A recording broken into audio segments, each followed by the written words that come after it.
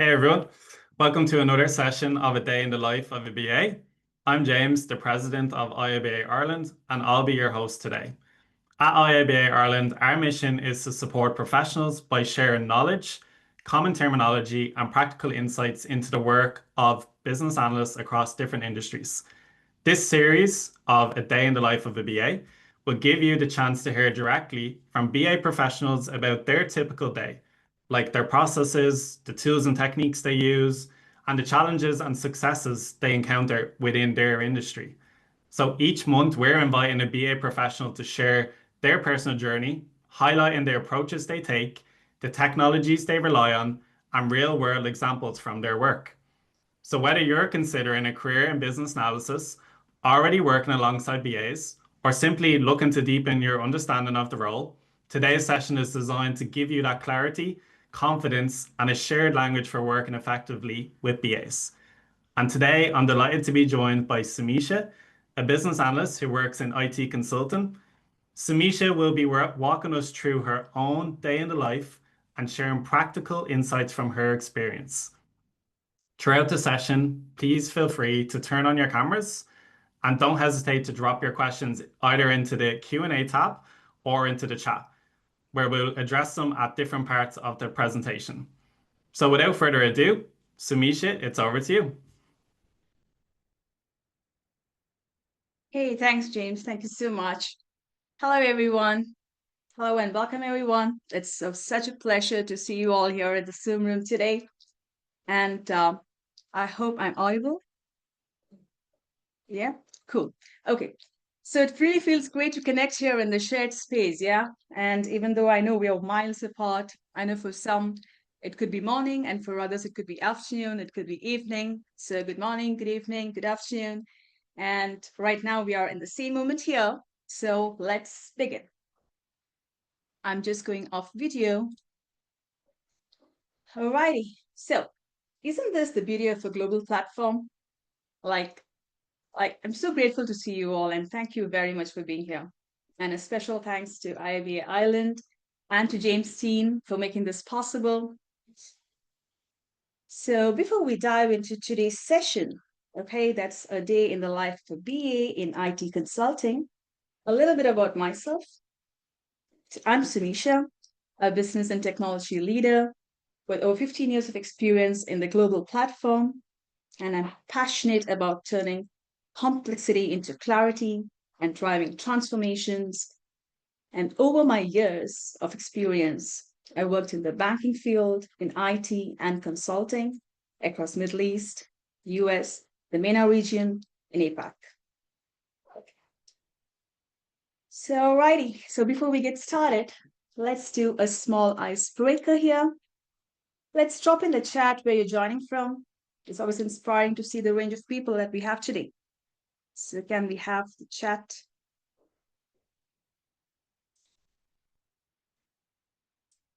open, and can you type in where you are from? Let's see our global group today.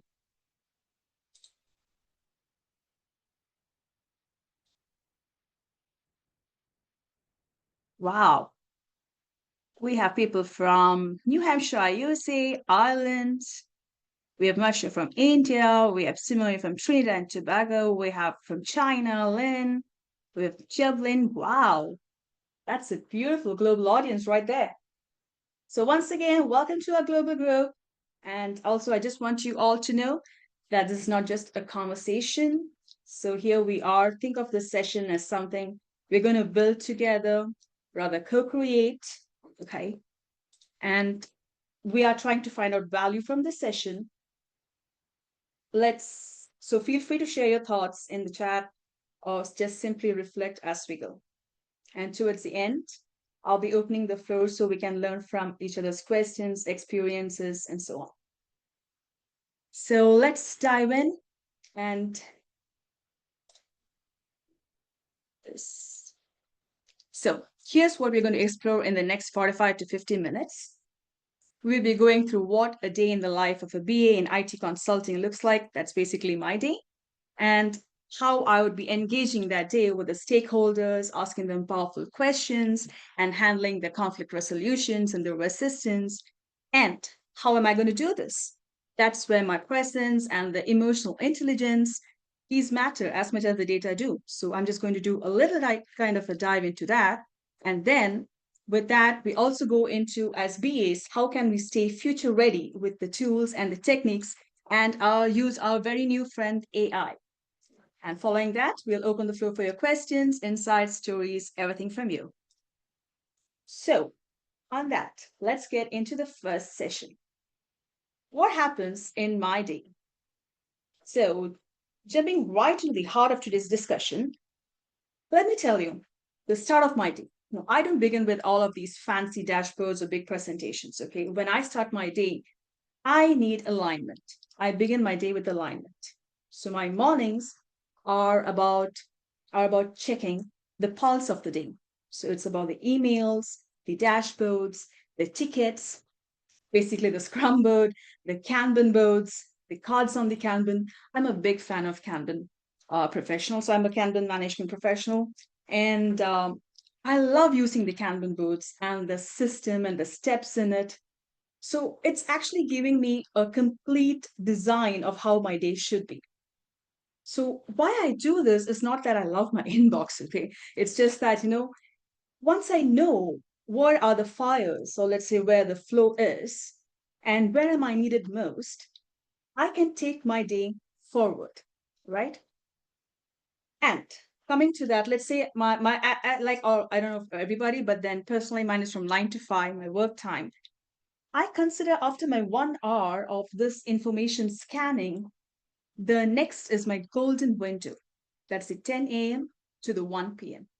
This is my golden window. This 10 a.m. to 1 p.m. is for productive stakeholder conversations. And this golden window is when the stakeholders are most focused, engaged, and ready to talk. I've seen it over the years that I used to have times when I used to have meetings throughout the day. I used to be that like I'd be like, oh, you let's have a meeting. Oh, let's have a call. But then here is a lesson that I had to learn the hard way. Okay. I was like, there's something that I'm not doing right. I'm just swamped with work. And I understood that being in every meeting doesn't make me valuable. Before it wasn't like that. Okay. When I said, Sumeesha, you are in the elicitation meeting. Sumeesha, you are in that meeting. Sumeesha, you are in the requirements gathering meeting. I was like, oh yeah, I am there. I'm feeling so valuable. But no, at that moment, I did feel like a badge of honor, honestly. But in reality, it doesn't make you valuable. I realized that protecting my focus time, that is more important.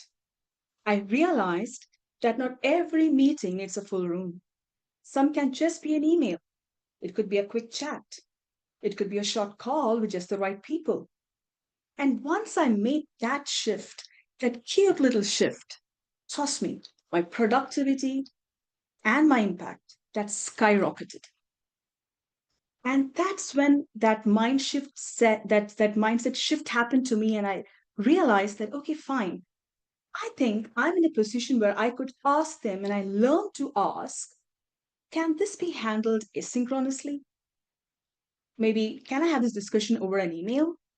Or can I have the short call with fewer participants? And trust me, a call with fewer participants works better.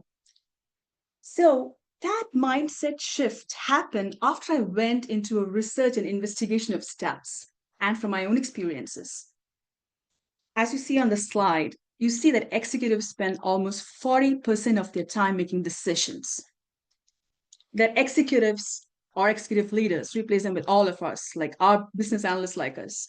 Trust me, it's the same case for anyone, irrespective of the titles. 39% of the working time is in internal meetings. 34% we spent with external stakeholders, and 24% working alone. So, what does this lead to? So, if you take a rough estimate per day, okay, that means if you take a standard 8 hour approach, you're saying that 3.1 hours is in internal meetings, 2.7 hours for with external stakeholders. That's basically approximately 5.8 hours to 6 hours a day you are in meetings. And what about the rest 2 hours then? So from that, I realized, okay, I think I need a mindset shift here. And that's when I learned to say no to meetings that don't require me. So from that point, I realized, okay, what I need to focus is on values more than outputs. It's the outcomes. It's not the hours in meetings. And trust me, that actually doubled my productivity. And then, how did I actually achieve this? It was a structured approach, okay? So once I realized that I have this mindset, how did I do that? So I just learned to ask a question. But did I ask the right question? That was my next thought. And that's what led me to the next part of it, which was the powerful questioning. So when I was learning to ask questions, it was pretty tough for me in the beginning to frame a question because I wasn't having that experience and I was always asking close-ended questions. Now, let me tell you this also. I always felt that the most underrated yet most powerful skills in consulting and as BAs, what we have lies in the questions we ask, right? Like when I started as a BA, I thought my role was to gather requirements. Honestly, just keep taking notes. They'll tell me what to do, and I'll do that. But no. Over time, I learned that our real power isn't in what we document, it's always in the questions we ask. I'll tell you this more clearly. See, let's take an example, okay? If somebody's coming and telling me that they want a home button on the home page and on every other page, that's a feature, right? Now, my question to stakeholder or to the customer or to the client, if I ask him or her, if I ask them, do you need this feature? That's a close-ended question. The person is just left with two options, either a yes or a no, right? But what do I do if I need to open up an avenue of possibilities or options?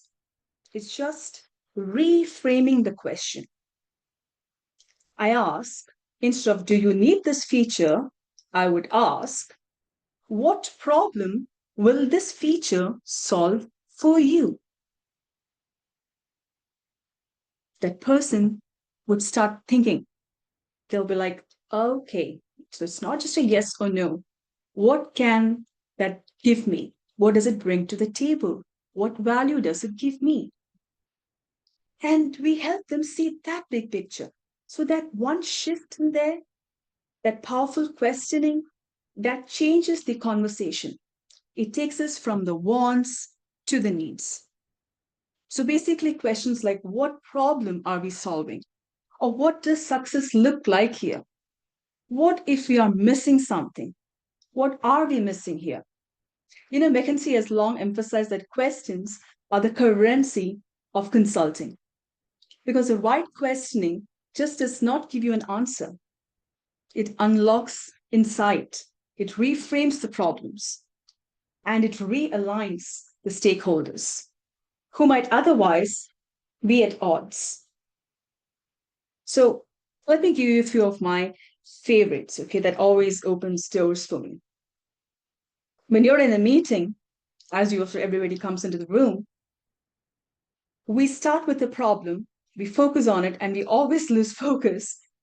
But like BAs like us, we can bring it back by asking them again a simple question: what problem are we really trying to solve here? Or who else does this affect? What are the dependencies? What assumptions are we making it right now? Now, in this powerful questioning, let me also tell you our new friend AI as a BA partner. That's how I see. When you have a powerful question, and if you have an AI partnering to it, that's what I do now recently. It's really helped me to prep myself before a meeting nowadays. Because I'm using AI as a brainstorming partner nowadays. So before a stakeholder meeting, with my powerful questioning that I had, and I'm asking AI to generate some ideas for me. For example, let's say, give me 10 probing questions to uncover hidden risks in a digital transformation project. Or let me tell you, suggest 5 what if scenarios for migrating data to the cloud and the trade offs involved. So I am just trying to generate ideas for me on the questions that I have. But does this mean that AI is going to replace me? Absolutely not. It sharpens me. Trust me, AI is only a partner. Okay, it sharpens me. It helps me walk into a meeting better prepared. And it helps me to see angles with which I might not have thought of. So that's the magic in there. So AI can never replace me because that's a human skill. So the magic is the human powerful questioning plus the AI insights. So from there, I realized that we are not just mere note takers in a meeting, we are guiding the room. We are reframing the problems for our stakeholders. We're helping them see the clarity where there was only noise. And that's when the outcomes get redefined. And once I have that set of powerful questions, and once I've prepped myself, seeing that, okay, fine, this is how I'm going to be in that golden window of meeting, my next approach is a stakeholder engagement. Coming into stakeholder engagement, I know that most of us, let's get real for a moment, okay? So if you have been a BA for more than a week, I'm sure you have faced resistance. You have dealt with conflicting priorities, conflict resolutions, and you have been in rooms where stakeholders just don't see eye to eye. So for me also, there was a time when being BA was all about science and data. That was my norm. I was like, fine, BA is all about just data. I collect the numbers, I have the charts, I have the reports ready. Everything was stacked neatly in spreadsheets and documents. And I thought that was enough. I just thought, okay, fine, I have everything. When people ask me, okay, I need this, just give them this. Give this document to them, give this PPT to them, give the DOC to them. But today, in fact, I think after pandemic, I understood that virtual meetings with the cameras on and the faces on the screen, it's no longer just about the data. It's more about the connection.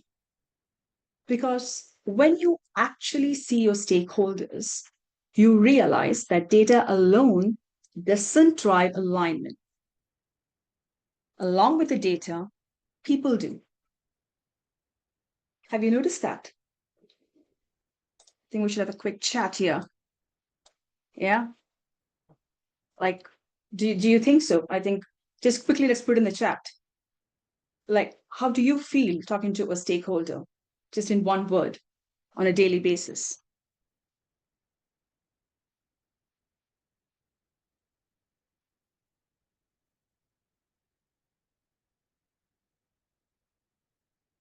Yeah, it helps. Right, Patricia? It helps, yeah. So, exactly. Camera brings engagement.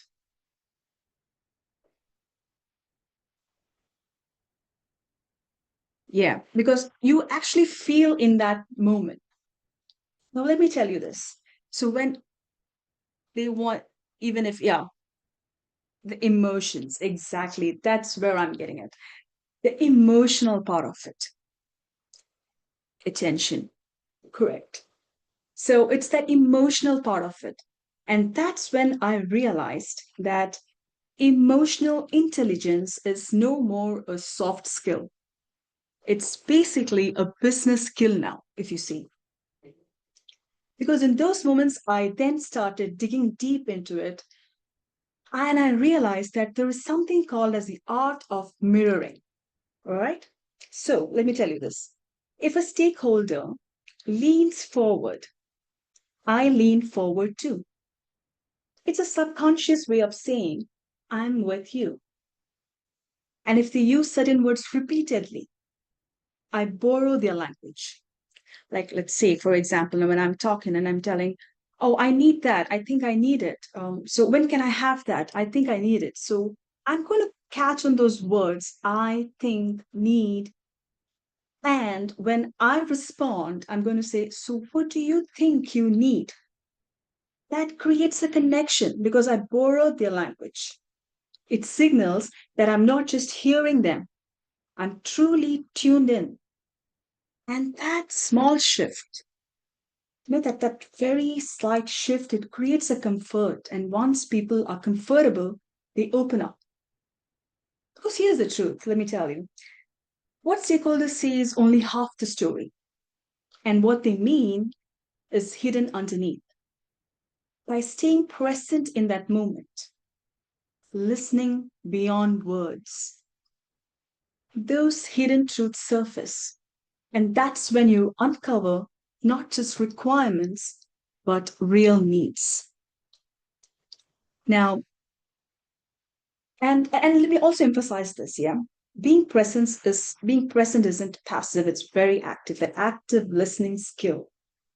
It's like silencing that mental noise of your to-do list and all your day activities and giving that person in front of you 100% attention. It's not about writing for or just waiting for your turn to talk. It's about listening so deeply that they feel understood before you even respond. And that's what builds the alignment. It builds the alignment faster than any other workflow diagram. Trust me, the emotional intelligence kicks in. And that means it's something that we're sensing when tension arises and noticing when silence says and speaks more than words. It's that active listening component. And accordingly, we can adjust our tone to the room, right? So let me share a quick story that I'm just trying to recollect here. During one of my core banking system upgrade, again, you have so many stakeholders in line, right? You would have the operations, you had the compliance. So the operations wanted the system and the workflows to be faster and efficient. The compliance wants with more controls. The IT wants fewer outages. Everyone had their own agenda. And that's when I realized it's conflicting priorities. And how do I navigate here? But I can't overpower them. So I just kept telling myself, stay calm, don't defend. We need to create safety. Alrighty, let's pause. And then I started mirroring their words, their actions. I paused and asked, what's your biggest concern here? If we move forward, what is that that's blocking you? What's our blocker here? What would we need so that we can move forward? It was just flipping that resistance into insight, where they just kept telling no. Why are you saying a no? What do you need to say a yes? And then I realized that this resistance isn't arrogance, it isn't rejection. It's basically a fear. The fear of not knowing enough, or the fear of losing that relevance for the stakeholder, or fear of being left behind, or just say fear of that, will I be there after the stick replacement? So once you recognize that, it's that shift, from confrontation to collaboration. And then I realized what I need to do here is master resistance. It's not about winning arguments, it's about creating alignment. And how do I do that? It's through active listening, being present in the moment, being empathetic with the right techniques. So,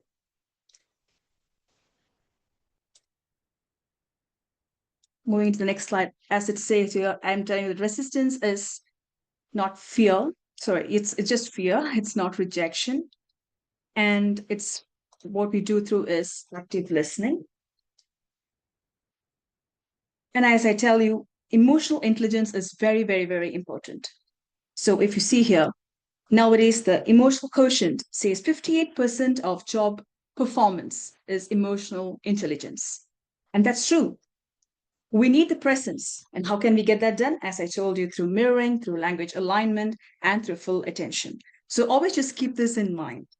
It's not always the data that you need. You sometimes need alignment. And if you need alignment, you need the connection to be built. And if you want the connection to be built, that connection builds trust for you.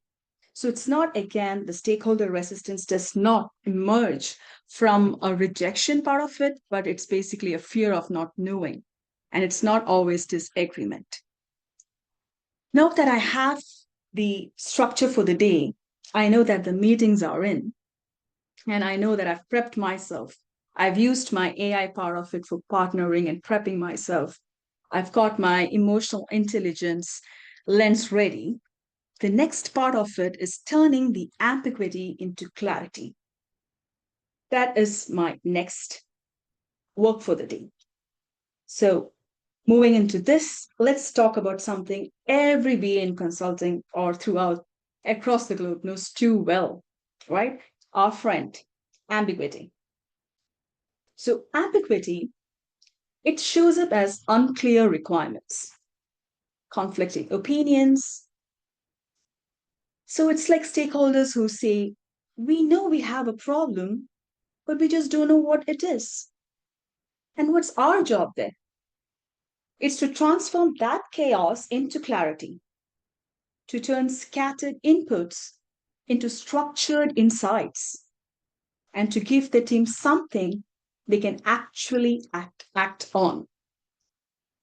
And for this, there are three techniques which I use on a daily basis, or I would say at least 3 to 4 times in a week. Because I start, if I have a problem identified or if I have a task, this is how I look at it. We first need to visualize the process. And once I have the visualization of the process, the assets that I understand and why we need to change it, and then we try to understand the stakeholders, the inner circle and the outer circle around that problem. So, going deeper into that, I would say these are the three techniques which I use. The first one is the BPMN. I'm sure most of you know about it. It's the business process modeling annotation. It's just a visual way of mapping how processes actually work, okay, across the systems and the teams. Again, it does not mean that you need to have like n number of swim lanes. No, you don't need that. You just need to give them that big picture. And I'll tell you why. Because once people have that picture, and it's the same picture everybody is looking at, they argue less. People argue less when they see the same picture. Like, yes, like when you map something, the missing handoffs become visible. And suddenly, instead of arguing, we are fixing gaps together. So I would always recommend that we should have a visualization of the process that we do. It could be through any method that you follow, through any tools, but visualization brings alignment. The next is the root cause analysis, combining it with the 5 whys technique. The root cause analysis, whether you're starting from the beginning of the problem, whether you're in the problem, or you are going towards the end. The RCA is a technique that helps us dig deeper beyond symptoms and into the real cause. Because the first answer is rarely the right answer. When you keep asking the whys behind it, why did this happen? Why did this happen? Why did this happen? I'm sure in the fourth and the fifth why, you would understand that the very start of the problem, what it was, would be some inconsistency in data, or, could be, it's just not the first thing that we found out. So definitely RCA has been my go-to tool. And once I have all of these, I also try to identify the stakeholder matrix. The influence was the interest. This plot, like it's like a stakeholder matrix is a plot like where you can just say where the stakeholders, how much influence they have and how interested they are, because not all voices carry the same weight. Because in a compliance project, I'll tell you an example, like in a compliance project that I had recently, the loudest voice were the mid-level managers. So the metric showed me that the true decision maker was a regulator who had been overlooked. So redirecting the focus actually saved us from works of rework. It's like you understand that, okay, like the loudest voice in there, are they actually having an interest or are they actually influencing the project? We should shift our focus to the influencing and we should also shift our focus to the interest, but we understand the balance there. So these have been my three beautiful techniques that I always use: the visualization process, the five whys, and the stakeholder metrics. Because when I do this, I always get into the zone asking, what am I missing now? What am I missing now? And that what am I missing, I go into the room and I ask them, what are we missing now? And that becomes a collective effort. So that has actually gotten me into that, turning the chaos into that clarity by asking better questions. Yeah, like what does success look like? Or what happens if you don't fix this? And another one technique I know most of us that we are doing it right now is chunk the problem, right? You break the big unknowns into smaller, answerable pieces. Although we're going to break them into smaller blocks, we should be sure that those blocks are shippable, right? In a Scrum way. Otherwise, they're answerable pieces. And let's visualize the complexity. A messy diagram is better than a messy discussion because at least we know that everyone sees the same mess, right? And let's also start doing the reframing of the conversations. So instead of the we don't know, guide the room towards here's what we know and here's what is still unclear. So once we can give that picture, it turns our chaos into the clarity.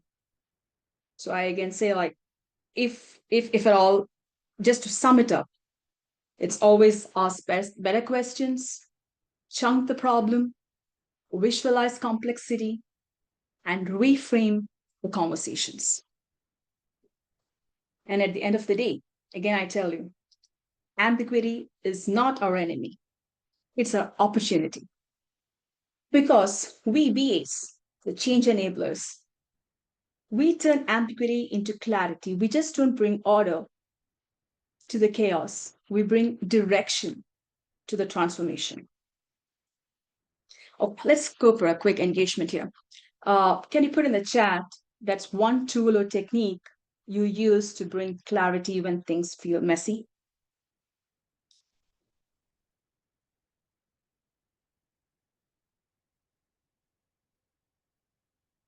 Any tool that you do on a daily basis, which you think that brings clarity to you?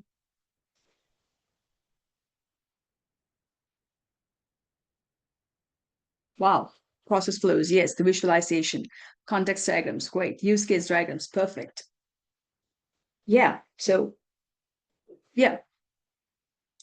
So the exactly said. So Forrester also says process mapping reduces misalignment by 30%. So with that, I would say it comes into our next session of future ready BA mindset.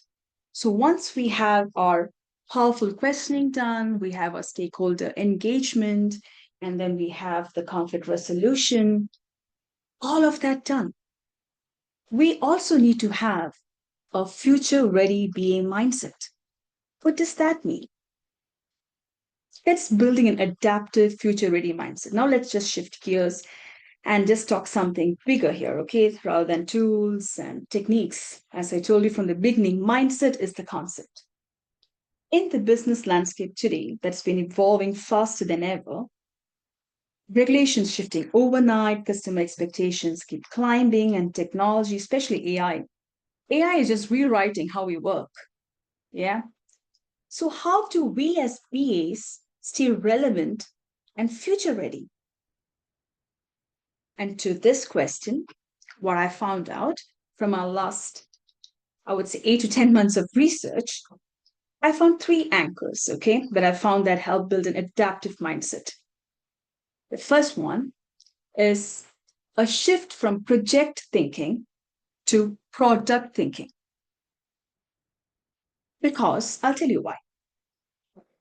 Projects end, but products, they keep evolving, right? Projects just end, but products evolve. Because we always keep that new mindset of how will this product continue to create value for both customers and the business after go live. So that's like thinking like a product owner.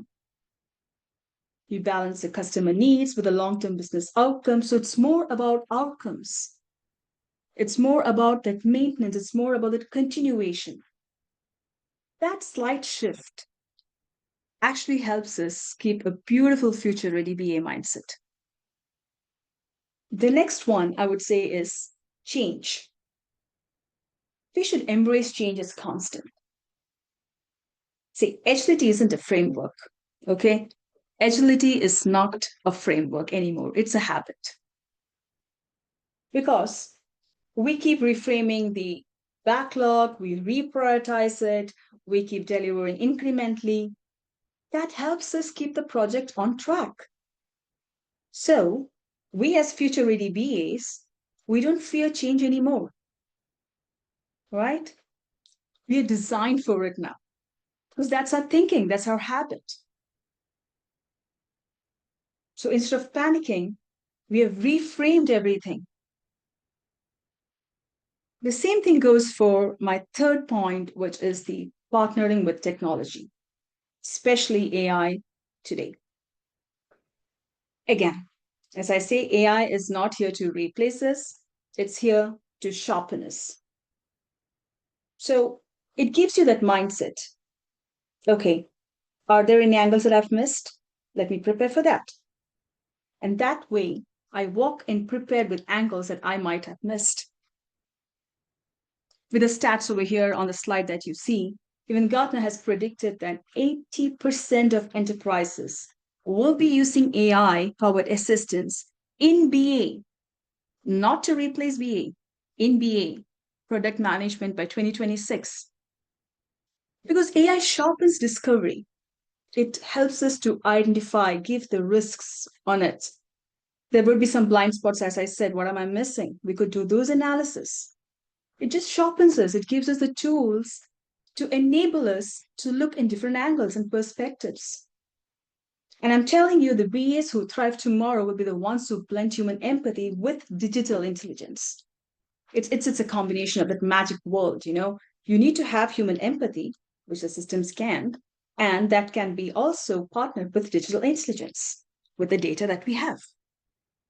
So what I see in a future-ready BA mindset is these habits, a favorite of curiosity.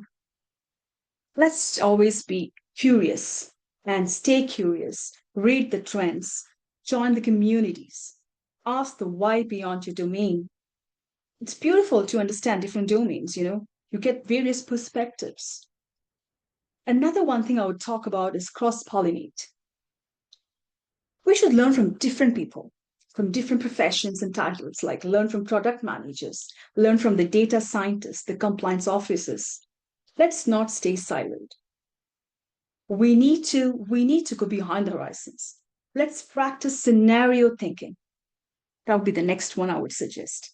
Like what will happen? Where again the power of questions come in. What could happen? And if that happens, how would we respond? That is scenario thinking. What will happen? What could happen? And how would we respond? Beautiful, right? We get a beautiful perspective of so many things just in three questions. And always, I would say, invest in yourself. Invest in yourself with industry standard certifications, continuous learning, and developing your emotional intelligence. Continuous learning from your profession, what you're doing right now, continuous learning outside your domain. That gives you a lot beautiful perspective. See, being adaptive and having a future ready mindset is not that we're going to predict the future. It's about being ready to thrive in whatever future arrives. We have to thrive in there, and we're going to be ready for that when we as BAs, our ability to do the critical thinking and to do design thinking, to think in the products, to embrace the change, to partner with technology, the way we are agile. And that's what will make us indispensable in the years ahead. Trust me on that. Our ability to think in products, embrace the change, and partner with technology, that is definitely going to make us indispensable in the years ahead. On that note, let me ask you guys, let's drop in the chat. Is there any skill or habit that you're building right now to keep yourself future ready?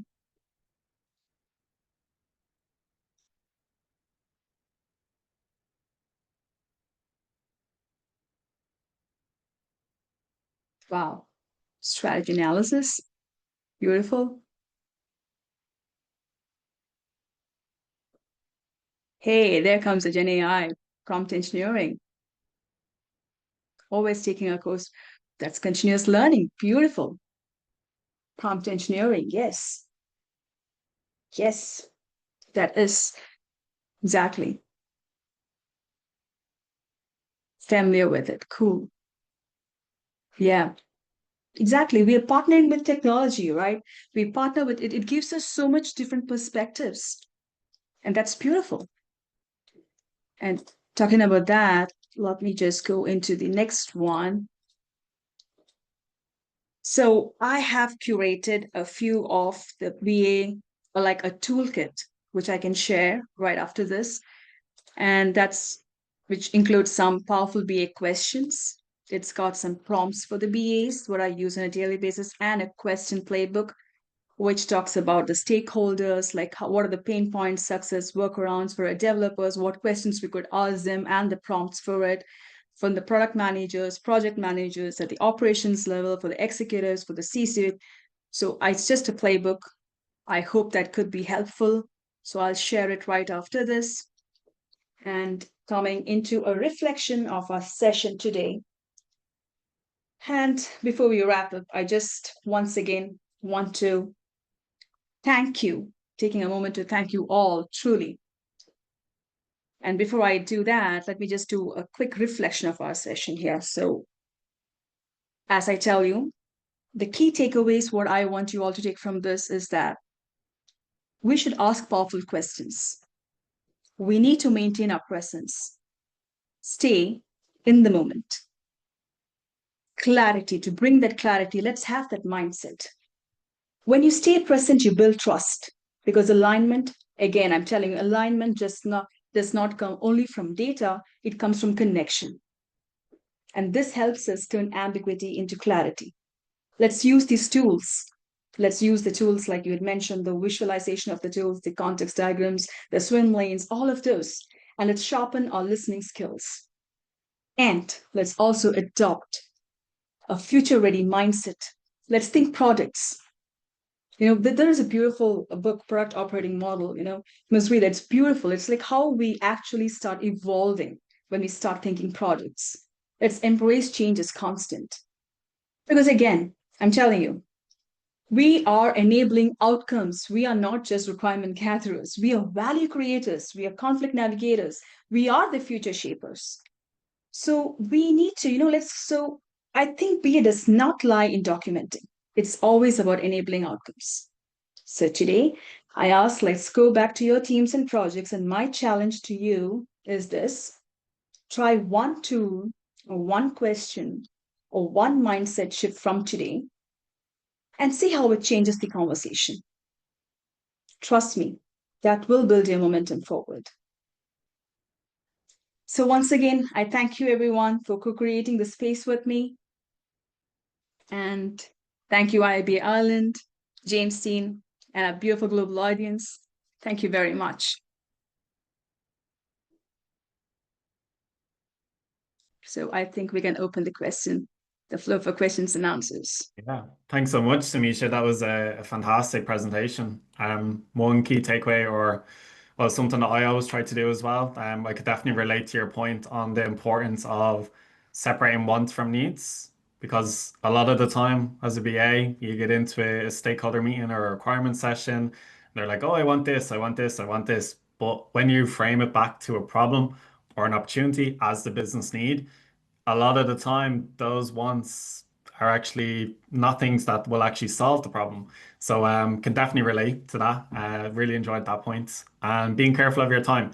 That was another important thing that I think BAs need to be conscious of their time because there's no point being in every meeting because I know a lot of people that are in like meetings every day and it makes them look, oh, they're doing fantastic work and they're very productive.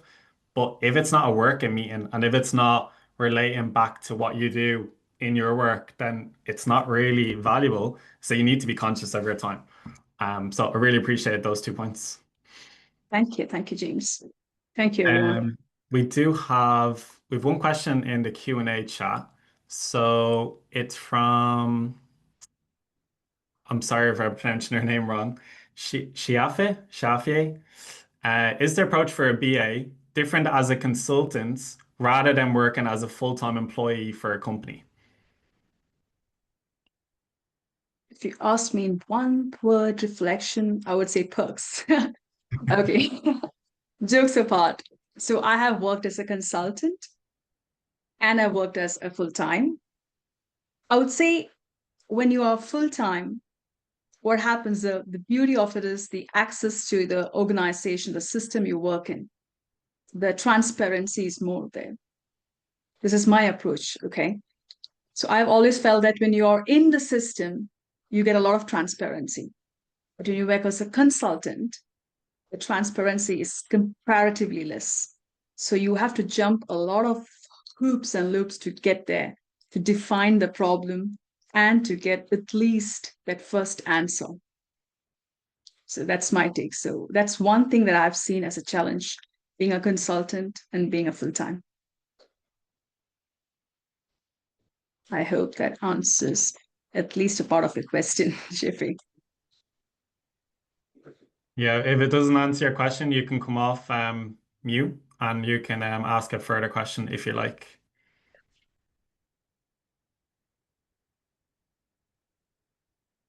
I think that's much. No, I think that's okay.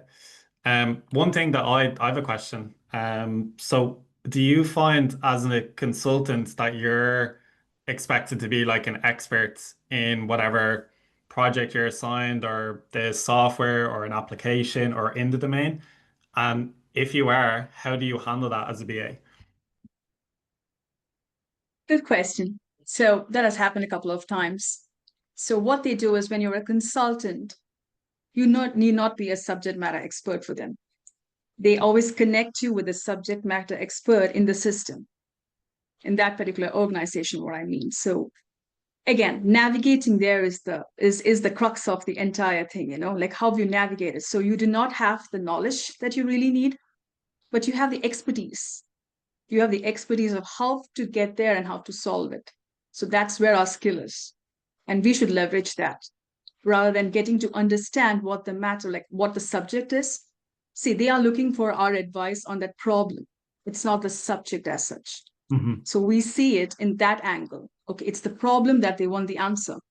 It's not that I need to have the complete technical expertise or the administrative expertise to have to handle it. No, I don't. But if you ask me, how do I do that? I can may help you to reframe a question and see you in different, get you different more insights. And I think that's where the crux lies in. Yeah, I completely agree. It's just I see in the BA industry, especially with hiring managers or recruiters, they're looking for a BA, but they advertise it as a subject matter experts. And what we do is best as BAs is work with those experts to get the right information, to do our analysis, to help them, like you say, frame the problem or frame a question. And that's what makes us so good at our job, because we can work in Exactly. any industry then. I totally second that. Yeah, it's the way I think our power that we have that analytical thinking, the critical thinking to, okay, if this not happening, then how does it work? I think that's what it is. Yeah, I think it's great as well because you can validate assumptions. Because if you're an Mhm. expert, you might be assuming that the system should work Correct. a certain way. But if you're from the outside and you don't know anything about that, you can ask those stupid questions, but they're not stupid. Yes. They're actually open-ended, so you're actually getting the right reaction and you get the The fresh response. perspective, you know. That's it. That's Yeah. true. Yeah, you're right. I think Masha has a question here. How would you define the role of a BA after the go live? Is it more important or less important? I believe, again, it depends. My approach would be depending on the project. So if the project is like, let's say, a feature wise, again, it depends upon the momentum of the project. If it does require maintenance, the BA comes in as only as and when if there is a production problem, like as an incident, a production incident, that's when a BA comes in. And if it is just maintenance, monitoring, and control, I don't think a BA really plays a role there. It's more of the project manager or the product manager. But if you see like certain projects which are like continuously ongoing, which I've seen in the construction industry, a business analyst in a construction industry where I've worked with Six Construct back in Middle East, we have to always be present there, irrespective. I think it's more of the industry and the project because in construction industry, what happens is like you always get to know there's something going down, wrong in the ground, and you need to keep analyzing what's happening there. So I think it again depends on the industry and the project. If there's any other perspectives for anybody, please weigh in. Yeah, I'd be happy to listen to it. I think Maxine, did you have a question? Do you want to come off mute? Yes.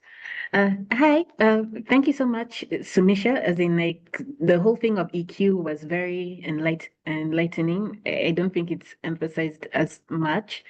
I had a question because coming back to one of your previous slides where you mentioned how like certain functions may be replaced in next year, like based on McKinsey research. Is there any advice you can give to someone like speaking from my own experience? Right now, I'm actually studying business analysis at a master's level. So I have no idea I have no experience per se in being a business analyst. So I don't know if there's any advice you can give for someone who is now joining in such an environment.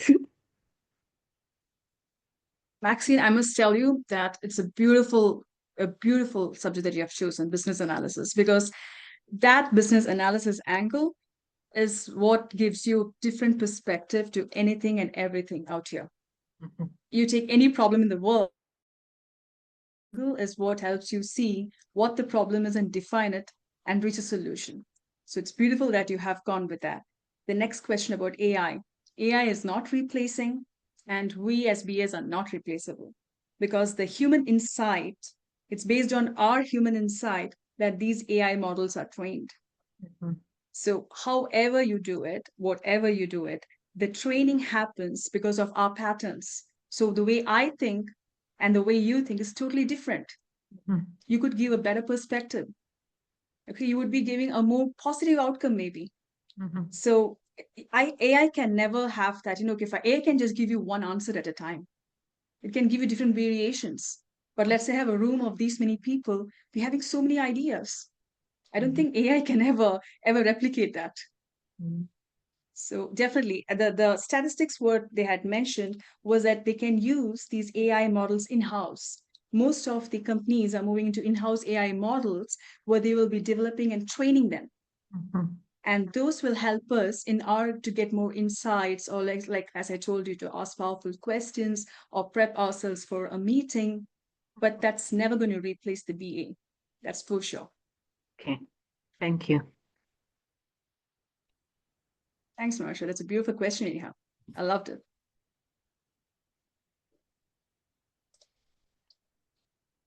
I don't see any more questions in the Q&A or in the chat, but if anyone else would like to come off mute and ask your question, please feel free.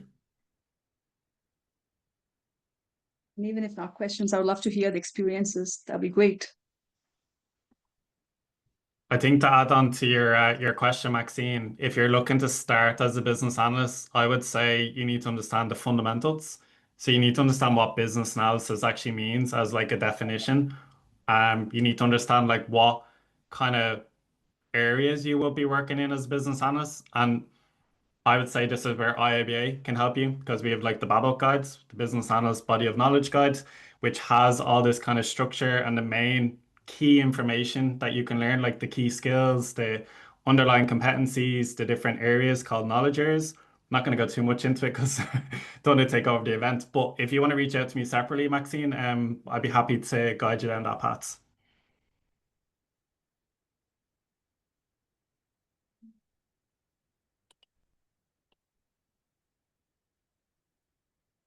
Wow, let me just try to. Would anyone like to share their experience of anything on a project they've worked on or what they found valuable about the session? I think what I found valuable was the slide where you showed which questions to ask, like what problem are we trying to solve, how will this help you. The active questioning is a good reminder because I think we get kind of stuck in a rut and we forget to ask those deeper questions. And so I've written those down here on my notepad. I'm gonna remind myself in my next requirements meeting or business meeting to bring those up. So thank you so much, Sumeesha, for that. Thank you, Patricia. Thank you so much. So on that note, James, is it okay if I can share a toolkit over here? Yeah, absolutely. So this is, I'm just sharing this. I hope this Sorry, helps. can you hear me? Yeah, we can hear it. Yeah, Hi, James. Sumeesha, apologies. Sheaf here. I could not figure out my phone. No problem.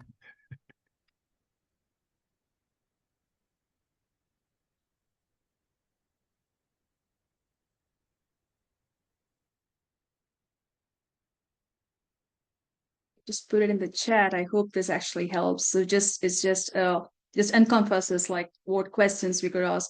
Please feel free to reframe it the way you want and put it into any scenario.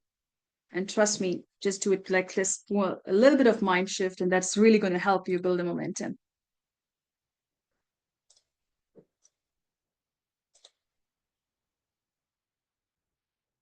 Anytime, anytime.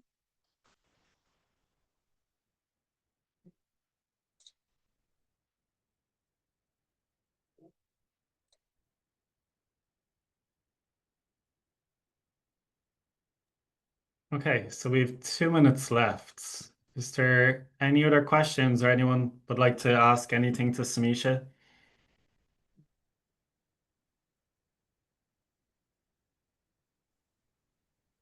Do you have a LinkedIn profile? Oh yeah, definitely. I can put my LinkedIn. Let's put it in the chat for you guys. And please do share your profiles too so that I can send in your request and we can all stay connected.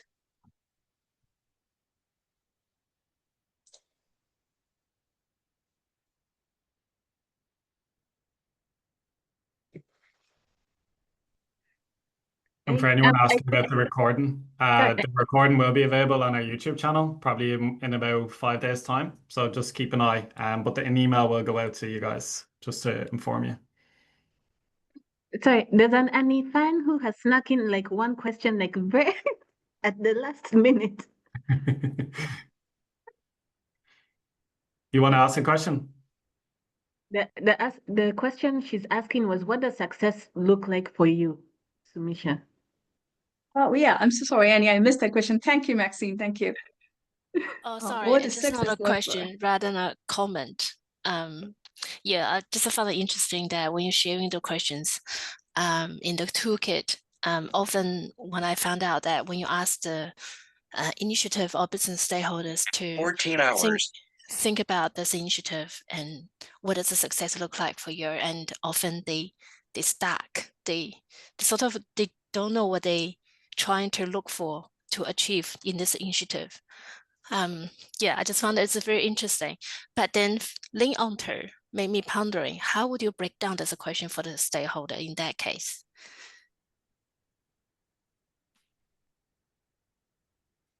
Yeah. So now when I get into that room, let's say, and for them, what does success look like for you? So it's basically trying to understand the needs. It's always about what do you need from this?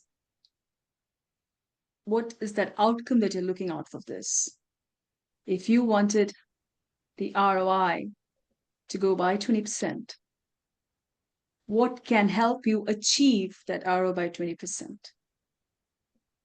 So it's about drilling into the what of the success. So we again define that question to them, like, what does success look like for you? They're going to give us, this is what success means. It's going to be a metric, it's going to be a measure. And then we go to the next question. Then how do I approach that? How do I reach there? What do you need to reach there? And I think that helps us design the question in there. Yeah, that's a good point. Thank you. Thank you, Annie. Thank you so much. Okay, we've reached the top of the hour, but thanks so much, guys, for taking the time to attend today. And thanks so much, Sumeesha, for sharing your expertise and your experience in our initiative, Day in the Life of a BA. It's been really, really a pleasure having you here today. Hope to have you at another event in the future for IIBA Ireland. But if there is nothing else, we can leave it there. But thanks again, guys, for joining, and enjoy the rest of your day, evening, or night, wherever you're joining from, and keep an eye on for the next session that will be released soon on LinkedIn. So thanks, everyone. Thank you, everyone. Thanks, James. Thank you all. Take care. Good day.